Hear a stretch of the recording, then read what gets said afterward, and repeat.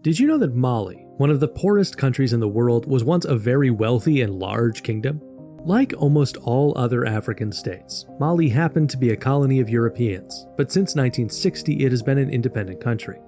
Once upon a time, it was a very rich land, but today Mali is shown to the world as the typical picture of this region: a low standard of living and an almost complete lack of resources. In this video, we have combined for you a series of interesting facts about Mali, including some interesting people you may or may not have heard of. As a nation striving to overcome poverty and other obstacles, Mali remains culturally significant in Africa and continues to have untold stories and fascinating aspects waiting to be explored. This is the way of Mali. Crazy fishing frenzy in Mali. Built among boulders in the dry and arid region of Dogon in Mali lies a small village called Bamba. Everything here is scorched as the dry season reaches its peak, leaving only one sacred pool full of catfish.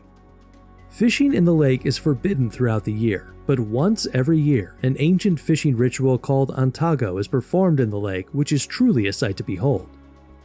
On this day, the Dogon villagers gather on the shore of the lake after the elders conduct sacred rituals and recite prayers.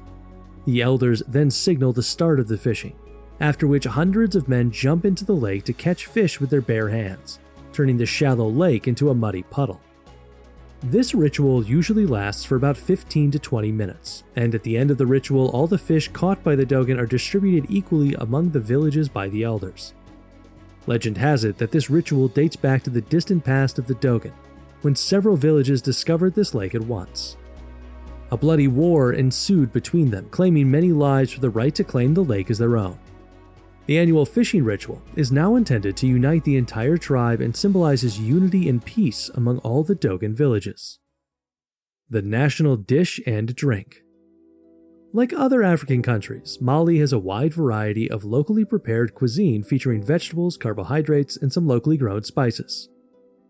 The country's national dish is tigedege, a popular delicacy in other West African nations and typically prepared with beef, lamb, or chicken. The main ingredient of the tigedege dish is peanut butter, in addition to other ingredients like carrots, garlic, onions, potatoes, and tomatoes. This delicious food is usually served with rice and is a must-try when in Mali. When it comes to a beverage, Mali's national drink is sweet tea. The tea is prepared by brewing black tea in hot water and sweetening it with sugar, but people like to have it cold due to the warm climate. It is customary for Malians to offer sweet tea to guests as a gesture of hospitality. However, it is worth noting that a lack of sweet tea can also signal that a visitor is not welcome. What's more interesting about this beverage is that guests are served sweet tea in the same cup up to 3 times, but a 4th cup is a sign that they have overstayed their welcome. Slave trade empire. The history of slavery spans many cultures, nationalities, and religions from ancient times to the present day. However, the social, economic, and legal status of slaves varied greatly in different systems of slavery at different times and places. During the Middle Ages, slavery gained importance through the trans-Saharan slave trade across the Sahara.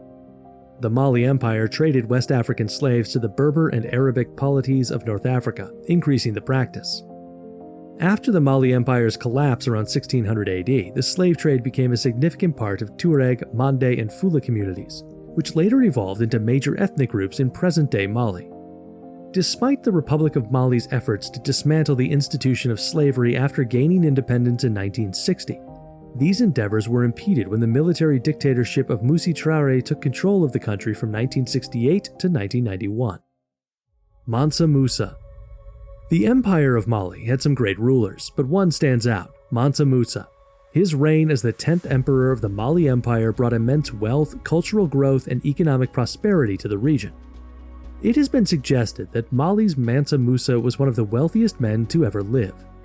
During his reign, he made his pilgrimage to Mecca in 1324 to 1325, making Mali the center of attraction as he distributed gold and showcased the grandeur of the Mali Empire.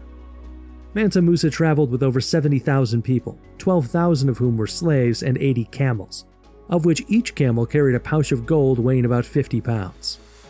Interestingly, during his journey, Mansa Musa is said to build a mosque every Friday.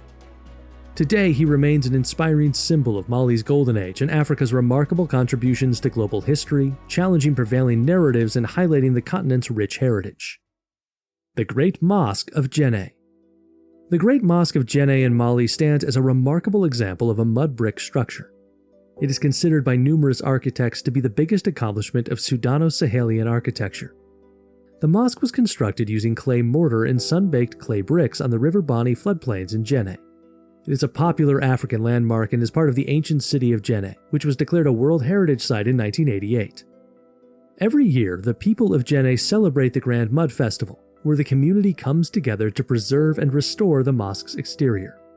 This serves as a testament to the resilience and beauty of Mali's cultural heritage and continues to inspire awe and captivate imaginations. And as a UNESCO World Heritage Site, the mosque is a significant cultural attraction, drawing visitors interested in African history and architecture. Sankore University's historical significance. The Sankore University in Timbuktu, Mali, is the oldest continuously operating institution of higher education in sub-Saharan Africa, and is one of the earliest and most renowned tertiary institutions in the Muslim world dating back to civilizations in Mali, Ghana, and Songhay, particularly during the 12th to 16th centuries. In the 1100s CE, the buildings were constructed with clay, stone beams, and a wooden scaffold for maintenance by Berbers in Timbuktu, Mali. The university gained prominence under the patronage of Mansa Musa I, the ruler of the Mali Empire, who bolstered its scholarship and reputation after his pilgrimage to Mecca. Students who attended the university pursued degrees in Arabic literacy and advanced studies, including philosophy, Islamic law, language, and sciences. Sadly, after the Moroccan invasion of Songhay in 1591, Sankore University was stripped of most of its scholars and many of its texts were destroyed. Although it still exists today, it primarily serves as a place of Quranic studies for young children. Meridian marker. The meridian marker in Mali, also known as the point zero of the longitude, is an important geographical landmark located near the city of Gao in northeastern Mali. It was established in 1884 during the International Meridian Conference held in Washington, D.C. The primary objective of the conference was to set a standard prime meridian for global navigation and mapping, and it was decided during the conference that the prime meridian would pass through the Royal Observatory in Greenwich, London, UK. However, to recognize the importance of Africa and specifically Mali's historical contributions to astronomy and geography, it was decided to install a monument representing the prime meridian in Mali. This marker serves as a symbolic representation of Africa's role in global geography and cartography. If you stand on the meridian marker, you can literally have a foot in the eastern hemisphere and one in the west. The African Woodstock. The Festival au Désert, also known as the African Woodstock, is an annual concert that showcases traditional Tuareg music as well as prominent international artists. This festival was established in 2001 and has been held in various locations, such as Tinessako, Tessalit, Essakane, and Timbuktu. Unfortunately, due to security concerns, the festival has not been held in recent years. But you can still enjoy the festival's atmosphere by watching highly rated documentaries like Le Festival au Désert 2004, Dambe the Mali Project 2008, The Last Song Before the War 2013, and Woodstock in Timbuktu 2013. There's a lot to see in Mali. The rich culture tells of a people that love and live right. The food, the music, and the languages show diversity and progressiveness can be more than just ideals. Mali shows how far Africa has come. Which of these interesting facts did you find most fascinating? Is there more to Mali you think we might have left out? Let us know in the comments section. Until next time.